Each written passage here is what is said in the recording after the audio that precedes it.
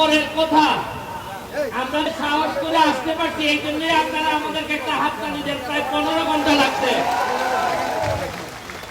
আমাদের নাইমুজ্জামান ভাই আমার সংসদের কলিগ, আমি সংসদে আমরা একসাথে বসি, আমরা দেশের সমস্যা নিয়ে কাজ করি, কথা বলি। আজকে আমাদের সবার ভাগ্য ভালো যে আমরা একই মাঠে 3 জন এমপি। আমি হবিগঞ্জের, আমাদের নাইমুজ্জামান ভাই উনি আপনাদের এলাকার এমপি, আবার বাম পাশে যিনি আছেন উনি হচ্ছেন গিয়ে সৈয়দপুরের এমপি সিদ্দিকুর রহমান ভাই আমাদের পাশে উপস্থিত আছেন।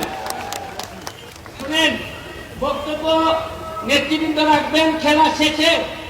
আপনাদের উদ্দেশ্যে আমি কথা রাখবো যারা ইয়াং তরুণ আছেন তাদের উদ্দেশ্যে।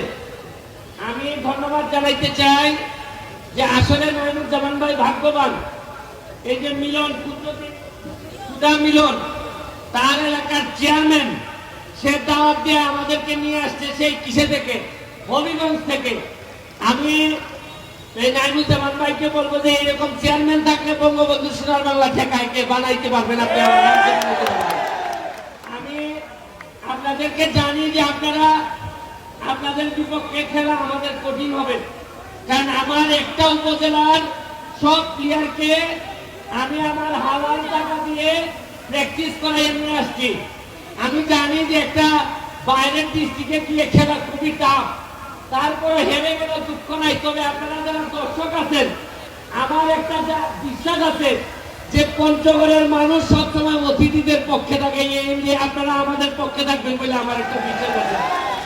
আমরা আপনাদেরকে হারাতে আসি নাই, আসছি আপনাদেরকে সাথে করে নিয়ে বাংলাদেশের ফুটবলটা যেন একেবারে নষ্ট না হয়, আইসিইউ থেকে ফিরাই নিয়ে আসার জন্য হবিগঞ্জ এবং পঞ্চগড়ের মানুষ একসাথে আমরা কাজ করতে চাই। এই জন্যই আজকের এই ফুটবল খেলা।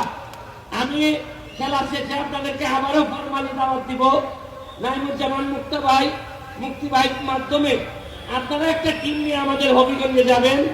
সৈয়দপুরের আমাদের সিদ্দিকুর রহমান ভাই উনিও যাবেন। শুনেন, আগে জানতাম, আমি যখন ছোট ছিলাম আগে জানতাম বোন বিয়ে না দিলে মনে হয় আত্মীয়তা হয় না। এখন আমি বিশ্বাস করি ফুটবলের মধ্যে দিয়ে একটা আত্মীয়তা সম্ভব। আপনাদের পঞ্চগড়ের সাথে আত্মীয়তা করতে চাই আমরা।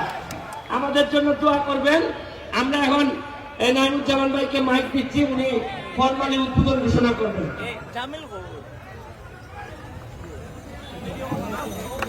প্রচুর দর্শক, কানায় কানায় পরিপূর্ণ, কথা না বাড়ায় আমার প্রিয় ভাই সাইদুল হক